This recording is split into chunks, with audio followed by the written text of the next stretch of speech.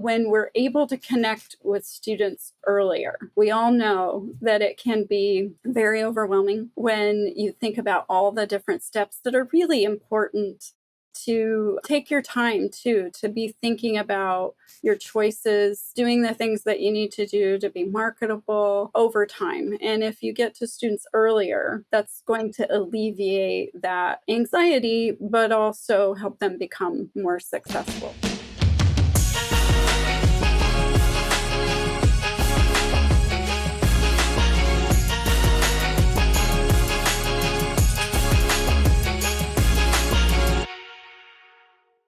Hey everyone, welcome back to the Career Everywhere podcast. I'm your host, Meredith Metzger, and today I am joined by Kelli Smith and Lexie Avery, both from Binghamton University. Kelli is the Assistant Vice President for Student Success, and Lexie is the Senior Associate Director of Student Engagement and Career Readiness. Thank you both for being here. Thank you. We're thrilled. Thank you. Yeah, I'm so excited to have you both here today, and I'm excited to talk to you about how your team is engaging more first and second year students with career services there at Binghamton. I know this has been a focus for you for a while now, and it sounds like things are going really well. In fact, I was just reading this story that Inside Higher Ed just did about your team's success, so I'm excited to dig more into what you're doing, why you're doing it, and then how you're doing it. But before I get into my questions, is there anything else either of you would like to add about yourselves, your backgrounds, or your roles there at Binghamton? I think you covered it for me. Yep, I'm good. Thank you. Okay, great. All right. So I'm going to kick us off with a question that I ask all of our guests on this podcast, and that's, what does Career Everywhere mean to you? This is a great question, Meredith, and I love that you asked this question of everybody in the podcast. You know, when I was thinking about this, you sent the questions in advance, and then I know it's part of it. It took me back to when I interviewed, which was almost exactly 10 years ago. And in fact, it made me go back to my original job talk presentation. And what I had talked about there was really the importance of institutional ownership, and that this really does need to be something that leadership takes part in. It needs to be part of the financials, how it's set up organizationally, externally. And was really inspired by a visit to Cerner Corporation in Kansas City back when I did a lot of employer relations, and the way they look at electronic records and how patient care is set up, and that there's this team approach. And it's really not all that different in the work that we do. You know, parents play a role, alumni play a role, our employers, faculty, institutional leadership, and prioritizing it. And then naturally, a lot of the people that do this work day in and day out. And that it really does need to be something not just really only part of the ecosystem of the university, but even external to that. And, you know, keeping that in mind, the center, Lexie could talk to this even more than myself, made a choice a few years ago to really take out a bold vision of wanting to have 100% of our students engaged in an aspect of career and professional growth. And to do that, we need it to be this real true team approach where it is truly career everywhere. And your product, honestly, has really helped us in that too. Well, I'm really glad to hear that for sure. Yeah, that's great. And it makes sense that in order to reach everybody, you truly need everyone on campus and off campus, honestly, to be on board. So that makes a lot of sense. Lexie, anything to add to that? Yeah, I think all the things Kelli says, definitely resonate. And I think I've thought a lot the last few years about just the language that we're using around even career services, right? A service is sort of this perception. It's optional. It's something you have to go and do. And so reframing that to more so career development as a life skill. And so when you frame it like a life skill and you think about exploration and networking and skill building, those aren't career center things. That is everybody's thing. Students are making connections in the classroom. They're developing skill sets in everything that they do. And so I think even changing that language, and if you talk about yourself as a service, you're going to be seen as a service versus something that is sort of this integrated, model in the campus, community. And so I think for me, when I think about Career Everywhere, it's those life skills, those things that students need that they're getting anyways, that feels more like everybody's responsibility. I love that. It reminds me, like the last bit of what you said reminded me especially of the third tenet of Career Everywhere, which is kind of moving career services from the provider, like from the sole provider of career services to a facilitator, like a partner, a true partner across campus and beyond. So I love that. Great. Well, I think now we'll go ahead and dig into our topic today. So to get us started, and I know this is kind of a big question, but can you just give me an overview of what you and your team have been doing to better engage first and second year students? Yeah, so I'll start and then Kelli will kind of loop in. I think for quite a while, I've been here about 9.5 years. And so we've always done a lot of really good work and around first year and second year engagement. And so we've got partnerships with admissions, we're the first stop on every admissions tour. And that's something since Kelli, was leading the team, that was a big piece of a lot of the work is starting that culture early. If it's on the admissions tour, it's probably important and probably important that we work on it early. We talk to every first year student and their family at orientation. We have partnerships with residential life and our opportunity programs. And so a lot of things that I'm sure other schools are doing too. But I think our sort of transition was really to the intentionality behind it. I think we were doing a lot of programs. We started a pre-arrival program called Kickstart. And so we were doing sort of all of these one-off things. And I don't think we had a lot of intentionality that they looped in together, or that we were tracking the students' progress, or that we were sort of being intentional in how students early on sort of think about career development and career exploration. And so in summer 2021, I had a lot of time at home to do lots of research. And so really my role had sort of shifted to the early engagement work at that point. And so did a lot of research on students and how they engaged with career centers, what first year students are thinking in general, and sort of combining that with my background in education and sort of thinking through how students first learn, like letters and numbers. And a lot of that comes down to awareness. And so that really started what we have now, which is the strategic plan. So it's 4 phases, 2 phases per year, focus on building awareness and exposure for students in their first year. And then their second year really focus more onus on them in terms of the engagement and career planning. So that's a very broad, I'm happy to dive into anything else, but it's a very broad sort of perspective of sort of what we had been doing and kind of what we started really in fall 21, really tracking that monthly. Okay. Yeah. Kelli, anything to add before I ask any follow-ups? No, but I think I'm ready for a follow-up. Yeah. Oh, I have lots of questions. This is the former journalist in me always has questions. Yeah. So you mentioned that this is a 4-phase approach. I would love to hear more about each of those phases. Yeah. So phase 1 is really around that awareness piece. So the idea that students are just going to find the career center and know exactly what you do, even if you talk to them at orientation, even if you are the first stop on every admissions tour, it's just not super realistic with all of the other noise and things that are happening. So that awareness piece, and so students being able to know where we physically are on campus and be able to know 1 to 2 things that we can do to support them is sort of that initial phase 1. Phase 2 is around exposure. So it's us going into student spaces. So it's classes, it's student organization presentations, it's residential life programming. So it's things that students are already participating in and we're sort of invading and going into that space. So year 1 is really about us and really being intentional and having the ownership to get out there and create this culture that it's normal to engage early and that it's important to engage early. And all of this sort of stress and anxiety that students think about really can go away when you engage early and you have those steps in place.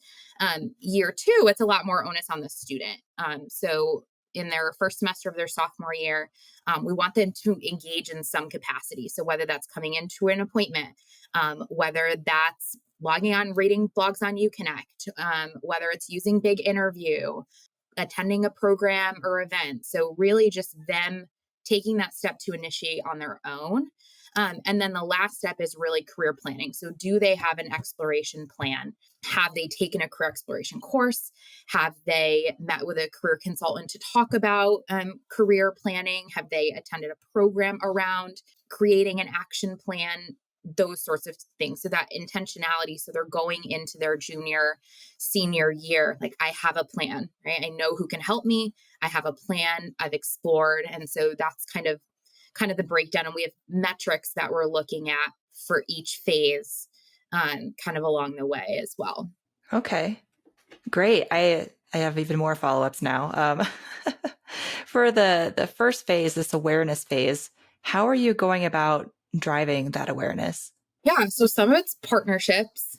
And then some of it is sort of the narrative that we just believe that, this isn't a transactional center. This isn't a service. This is an intentional sort of transformational experience. And we're working with students.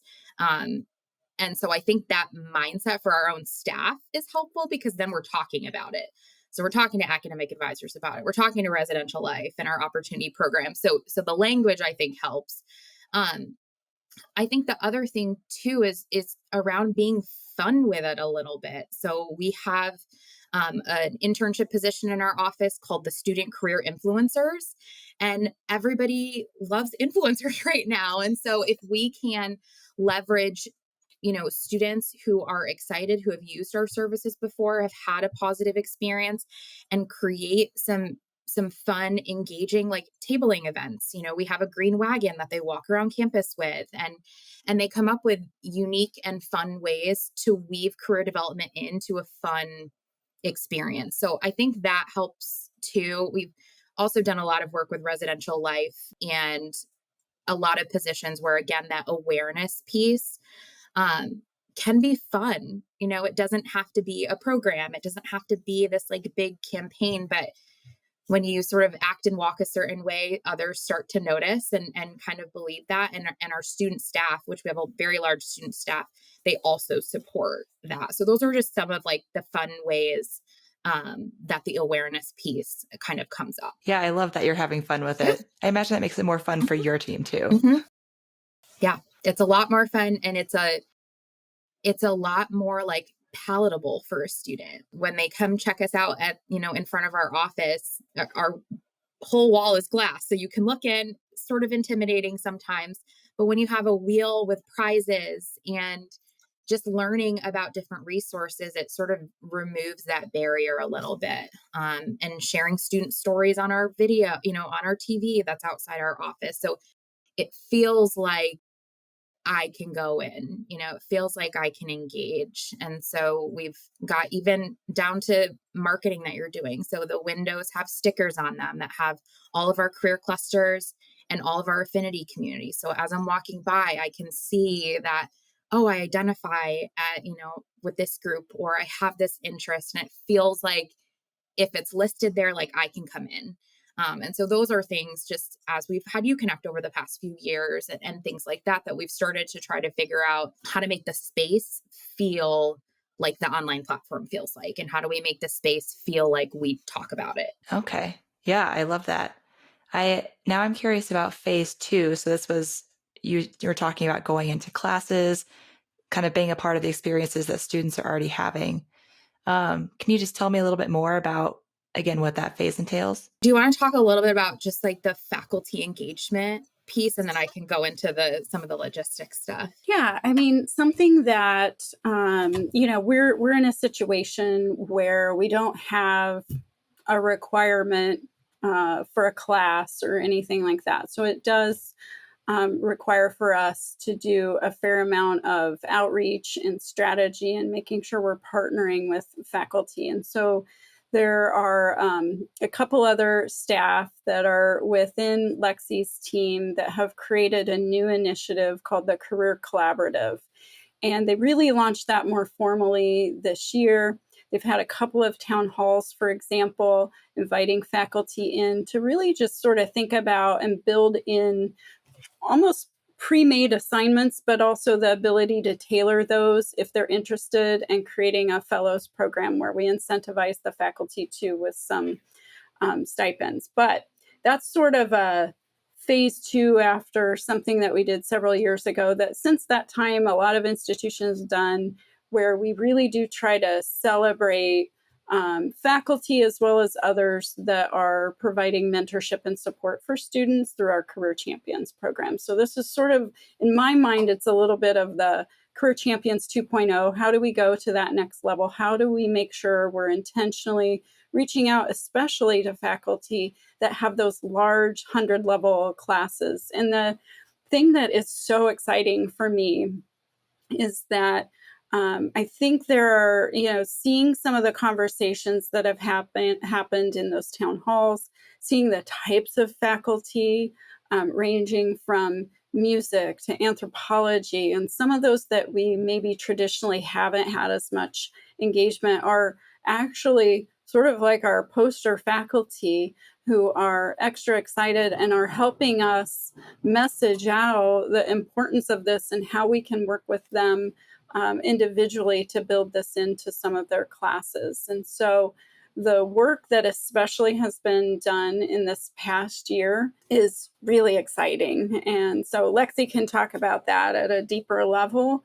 But it is, and I think the one thing I'll add to that has been, I think, a lesson learned for all of us is, our hope and our approach has been really from a lens of equity. And I think that that's important because we want all students, regardless of their social capital or other access of any kind, to have the opportunity to have this knowledge and support and career development. And that's really a large part of why we've developed this new career collaborative initiative. But it's been interesting because while, of course, faculty for the most part have that same value, it's important for us to realize that some of them are coming at it from a different angle. It might be that they are struggling with enrollment in their major, and they understand students in that major mean faculty support and budgets and keeping lines and that kind of thing. So I think it's been a really great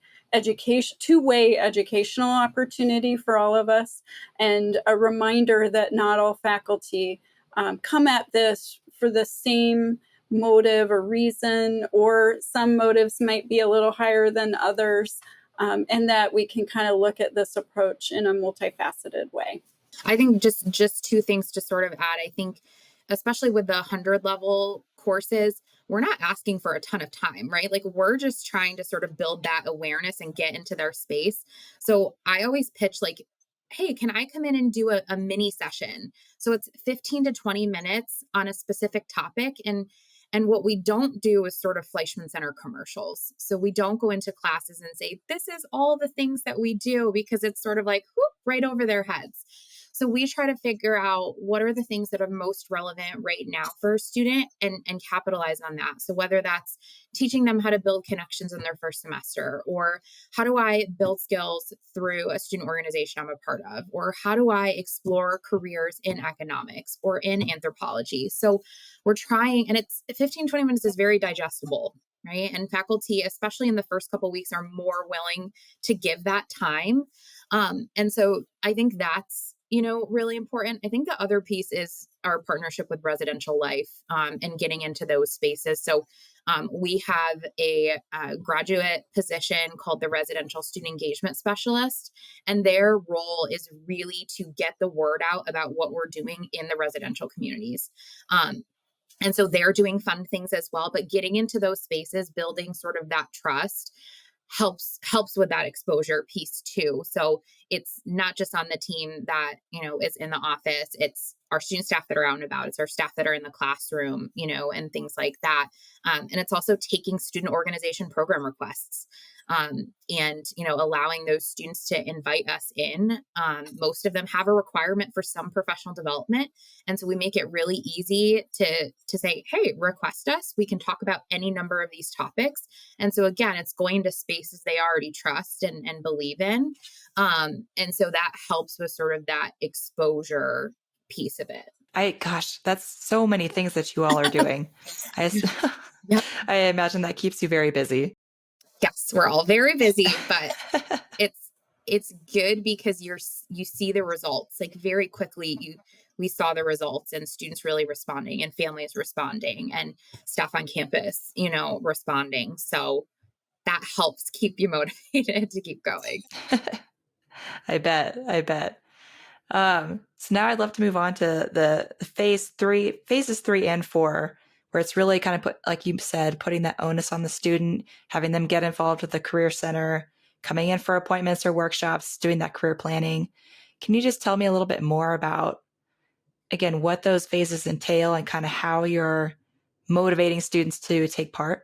I think it's, again, sort of two parts. I think part of it is tailoring messaging. So I think a lot of offices do a really good job of telling students what they offer, but they don't necessarily tailor the message to the different groups of students, right? Like the message about a job fair is very different for a junior or senior than it is going to be for a first year or sophomore student. And so we're intentional with how we talk about experiences students can participate in and why they're important, especially for younger students. Like the why is so valuable because they've already had it ingrained in their mind. I don't go to the Career Center until I'm a junior or senior. Like I don't have to sort of worry about that. And so we're debunking the myth kind of as we go. But, the job fair as an example, it's a great opportunity to explore. It's a great opportunity to just listen in on what other students are saying when they're sort of doing their elevator pitch. It's a great opportunity to just test things out, walk around, see what the format is so that when things are a little bit more, intentional in your sophomore, junior, or senior year, you're prepared versus surprised what it's going to be like. So I think the tailoring of the messaging is important, and that's for walk-in services, that's for appointments. We're intentional about why you would make that appointment type.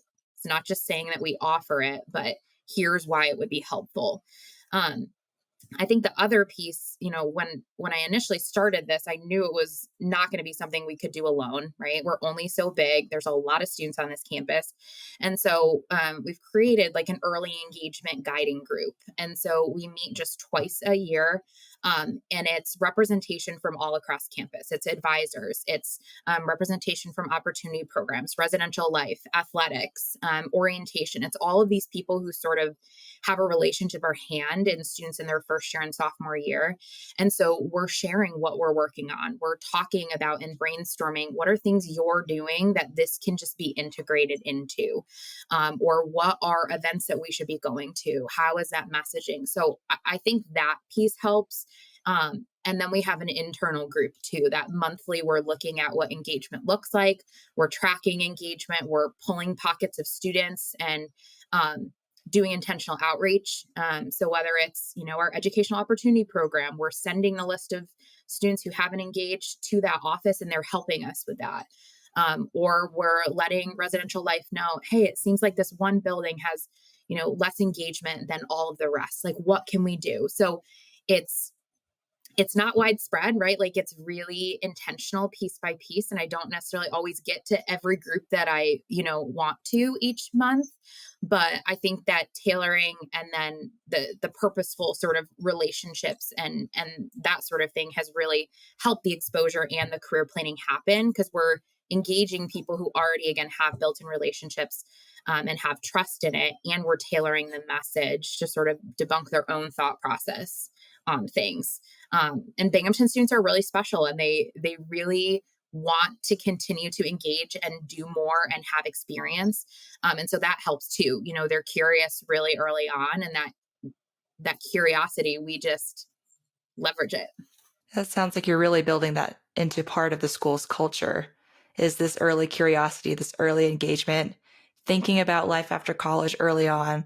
So I imagine a lot of that is coming from your office. So that's really cool. So earlier you mentioned metrics, that you're measuring each of these things or you're measuring metrics for each of these phases. Can you tell me a little bit about what some of those are? So, really because of all this work that Lexie and the team spearheaded, it's been pretty remarkable to see the impact. So I'll give you a couple of examples. In 2021, keep in mind we all remember that was a different time. The first year engagement of the office, which is what they're looking at, whether it's a student had an appointment or they attended a program that really is a Fleischman Career Center program minus orientation. So we're not counting orientation for any of the future ones either, although we do monitor and watch that, but it was 28%. And that's probably pretty typical for first year engagement for a career center. In flash forward 2 years, so just 2 years later, this past year, Lexie, were we at 71 or 72? 71%. Yeah. So the drastic change in that short amount of time, and I really, there probably are other career centers out there that have that level of a metric. I just don't know of any. I've not heard of somebody having that level of engagement when there's not a requirement of some kind for a first year student, especially at a larger university like ours. And so, certainly the goal is even more. And what's also incredible is that this year we're monitoring, from this point in time compared to last year. Just at staff meeting the other day, it was shared that we're already 7% higher at this point in time than we were last year. So we expect this to go up. So it's very exciting to watch that. I think it's motivating, somewhat like Lexie was alluding to, for the team to see, hey, the work that is being done, and it's a lot of work. It's no joke, the work that Lexie and others have really taken on to make this happen, but it's working. And then, from a longer term perspective, we're not there yet. We don't know yet, will this impact participation in internships? Will this impact career outcome rates with placement and graduate school placement? We don't know, but I'm hopeful. I can't wait, and that's certainly something we're going to be looking at. But I anticipate we'll also see an impact in that way. So to see, the first year students from last year, that 71%, and then looking this year, which we expect to be even higher, will we see over time our ability to see that longer term impact as well, which, in the end, we're all hoping in this line of work that we see a large, significant, if not all, students participating in, either an internship and or, let's say, undergraduate research, but something that they know will be helpful for them later. And then even though, to be honest, our placement is quite strong, it's part of our strategic plan in terms of a metric here. So it's gone up over time quite well for a variety of reasons. But I anticipate that will be even stronger too over time. So we'll see. Wow, that's amazing. So to confirm, you went from 28% engagement among first year students in 2021 to 71% last year. Yeah. And that doesn't That is include incredible. orientation. Yeah. That doesn't include orientation. We sort of feel like orientation that's a great metric in terms of awareness, right? But there's a lot of noise at orientation, and that's not always a good indicator that they've actually processed or will be able to utilize any of those things. So we certainly, that would be, 98, 99% of students, but I don't include that in, in the full picture. So yeah. And I'll just add a couple practicality things, because I think as people are listening, they're like, oh, can I do this, sort of thing. And I think from a metric perspective, we pulled data that we already had. We just weren't using it in the way that we are now. So between Handshake and the data we get from UConnect, like all of the things were already in place.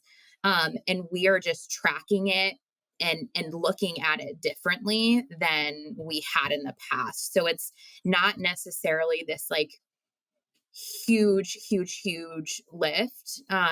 There's, polls that happen monthly. There's reporting that's sort of just built into the structure of things. So it's really something that others could do. And then I think that the other thing to pay attention to is sort of the modes to which students engage is also important that we're looking at, because not every student is going to want or need a one-on-one appointment. And we can't expect them to, nor do we have the capacity, right, to serve, 18,000 students one-on-one. But utilizing, online resources, right? So having UConnect, having this virtual career center, having the one-on-one, but also having smaller group things and then having larger group things. And so really figuring out the different modes and tracking those and eventually sort of seeing, do they also have an impact on, does a student come back again if they only utilize online resources? Or, so tracking those sorts of things, I think, is going to be the next fun phase of it. Okay. Yeah, that sounds great.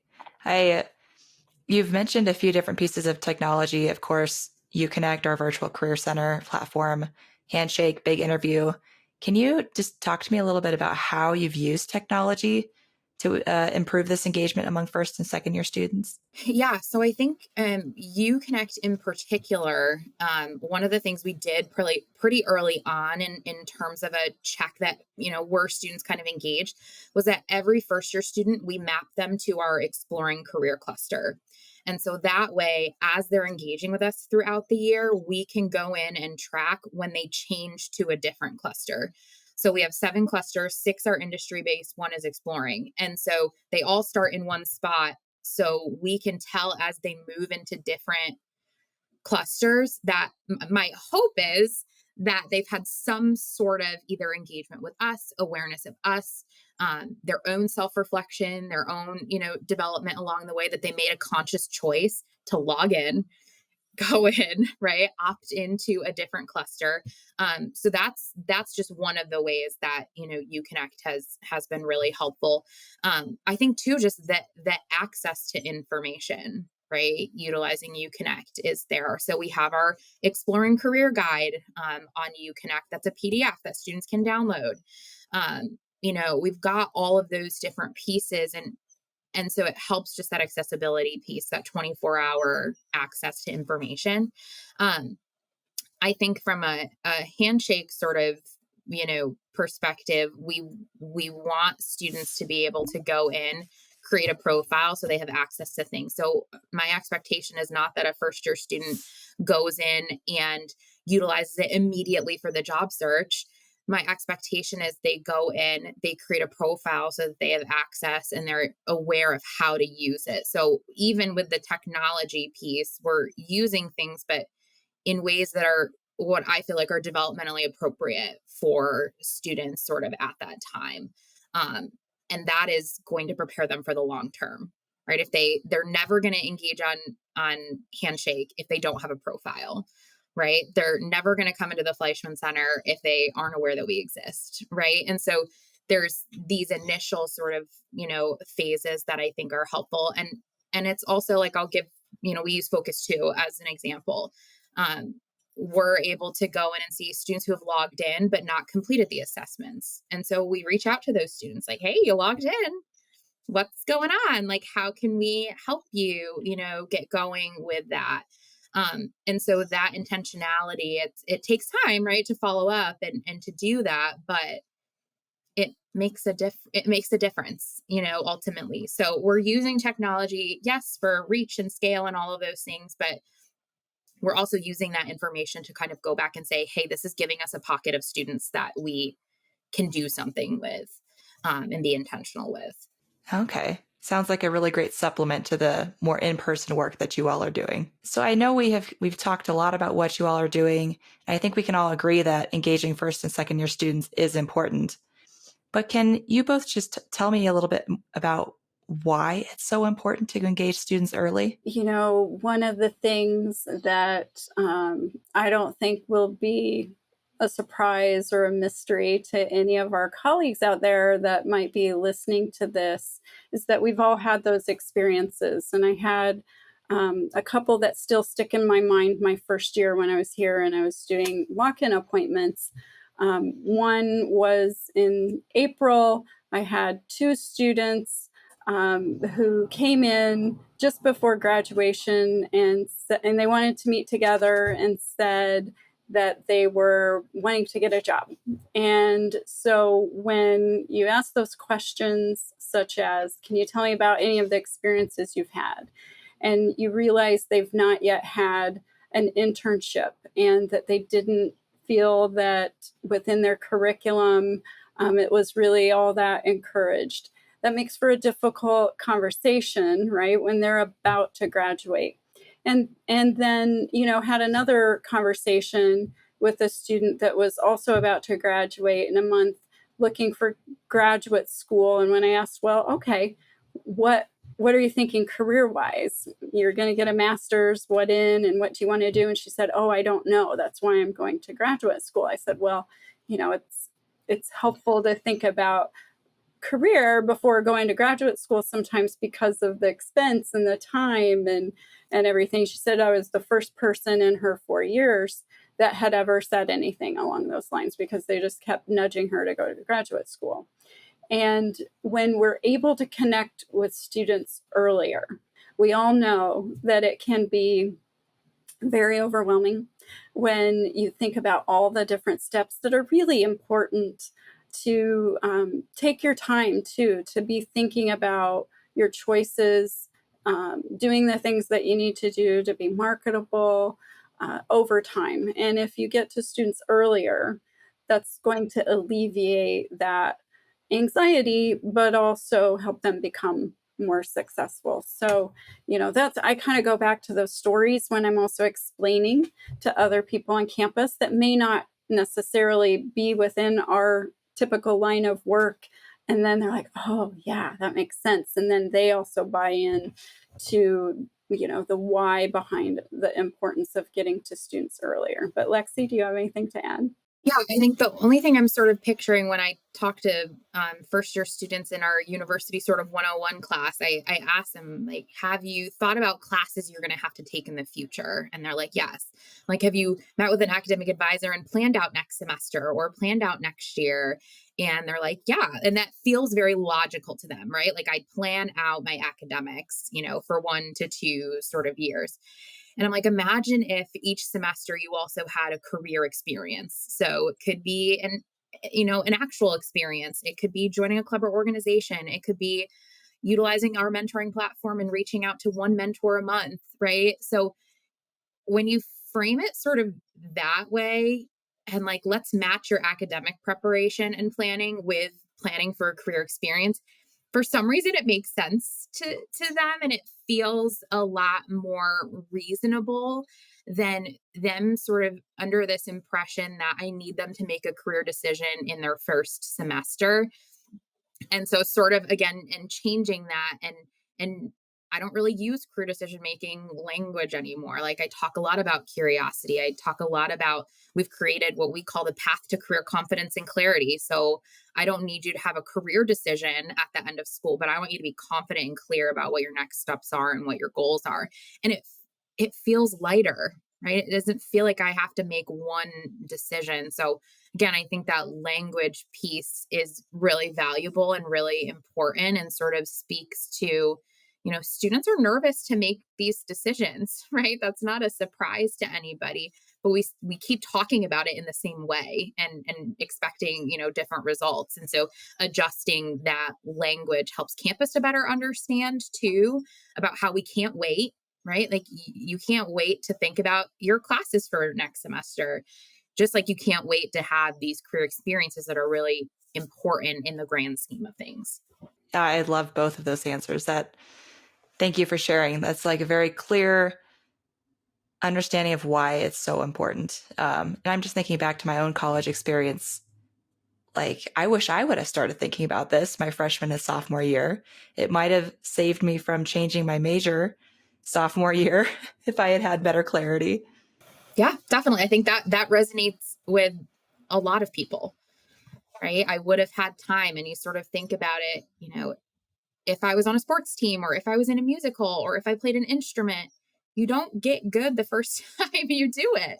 You have to invest time and practice, and it's the same sort of concept that we're trying to instill in them. The one thing that I'm just going to hop in and add that I think we all recognize, and that might be a thought of some that are sort of listening to this, and I'm thinking especially of people that work outside of our field, and it's really coming off of, I was riding in the car yesterday with our middle child who's a high school senior, and on NPR was the story about the pressure that even kids in middle school now have to make these decisions and even create a LinkedIn profile in high school. And so really part of what Lexie was talking about before too was balancing the approach so that it doesn't cause more anxiety. The goal is to lessen it and to do it in a way that creates fun and also clarity. And so I just want to throw that out there because I do think it's important that we keep in mind the importance of not doing it in a way that overwhelms the students. And I think when we talk about it in that way too, sometimes some of those faculty that we work with, that we all have worked with, that might feel like we can't careerize our curriculum or anything like that. And this is not why students are coming. They're coming for the sake of learning. And, naturally we're seeing a shift in some of that thinking, but also acknowledging that the goal is not to make it all about this and to overwhelm students. Right, because we want them to come into the Career Center, and they won't do that if they're feeling overwhelmed. Right. I would love to hear a little bit more about how you set up the processes needed to better engage first and second year students, how you got that buy-in. Can you tell me a little bit about that? Yeah, I think it started with us internally. So I was the buy-in, and I was lucky that our director and AVP and Kelly was supportive. I think I remember sharing the plan and sort of anticipating there would be not pushback, but just a little bit of questioning. And they were sort of like, yeah, try it. Like, what is the worst thing that could happen? And so I think our team really early on was kind of on board. And I tried to make it, even with the early engagement guiding group, I didn't want it to be an additional thing on someone's plate. And so twice a year seemed very reasonable, had lunch, for them. And so it felt really reasonable. So everything we've done, I've sort of been thinking about, I'm not going to do it if I don't have the capacity to do it. I think that's, important too. And I don't expect other people outside of our office to care to the level that I do or our team does about the intricacies of it. But when you're able to just weave it into things people are already doing, or you're able to automate reporting, and you're able to utilize data that already exists, and you're able to just take a marketing message with a little bit of a twist, it can be utilized in a different way. Like, there was a lot of things we were already doing that we just sort of gave it a little bit of a spin. And now, 2.5 years in, things are more automated, and I know when I'm going to meet with the group, and I know sort of, pockets on campus that I need to be thinking about and reaching out to. And so it's pretty cyclical at this point, honestly. We look at the senior survey data. I see who has never engaged with us in any capacity during their 4 years. I try to see if there's pockets or similarities, in those groups that haven't engaged. And then I sort of make an assumption that that's likely to also be a group in their first year that struggles in that same way. And so we reach out to them initially in their first year. And so I'm utilizing things that already exist to inform sort of the next step and keep going. So it's very operationalized at this point. And I know monthly when my data poll comes, I meet with my internal group, we make decisions about outreach. They spend the month doing that, and so on and so forth. So the processes are sort of in place and we've made it as easy as possible for us, but still having the impact. Gotcha. Yeah, it sounds like it's more just about the small tweaks here and there at this point. Yeah, definitely. Great. Well, I know we're kind of coming up close to our time here, so I want to be mindful of all of our time. But what advice do either of you have for other career leaders who want to better engage first and second year students? A couple of thoughts. One is coming off of what Lexie was just talking about. Another thing that was happening in tandem when she really started the group that she brought together, we were coming off COVID and trying to figure out, there's a lot of worry and concern about are students going to be academically prepared. So there was also a different group really focused on first year students that I was sort of co-chairing with another colleague in academic affairs and brought Lexie in. And that was a helpful way to ensure we were getting out there to other people, key stakeholders on campus to understand the strategy. And it was a great way for her to really showcase some of that initial work and strategy. So taking advantage of maybe other structures in place. And then another thing would be just thinking about your campus culture. For us, one of the things that I just remember early on thinking was a little bit unique, at least for our campus culture, is that focus on the residential community. For us, we tend to find that our students, when they go to graduate, their alumni, they often will identify more with the residential community than they might their college. And we are a very residential campus. And we have a model too, where we have collegiate professors within the different residential communities. So we really kind of took advantage of that model already in place in the initial phase, which it's since been really revamped, and really credit to Lexie and how it was. But the idea of getting staff much more integrated within residential life. And for us, that really was a helpful strategy. And we started to see some great results early on. And naturally, a lot of those students are first and second year students. So knowing your campus culture and then doing the best you can to kind of reach out to people that you didn't necessarily have relationships with before. We have found some of our newer faculty coming to campus and having a different kind of mindset about this have also been helpful. And at the same time, we have faculty that have been longtime faculty that have been some of our greatest champions too, that we maybe didn't expect, maybe would have made an assumption about, but have been tremendous partners for us. But Lexie, what else do you have? Yeah, I mean, I feel like the biggest thing is never underestimate the power of awareness. I think that is fundamentally probably the only thing that matters in the case of what we're doing, right? So that awareness piece, investing in it, making it fun, making it accessible, is really for us has been, I think, the key. So awareness, and it's very manageable to be able to do, right? There's lots of versions of what that could look like to your campus. I'll add one other thing, if okay.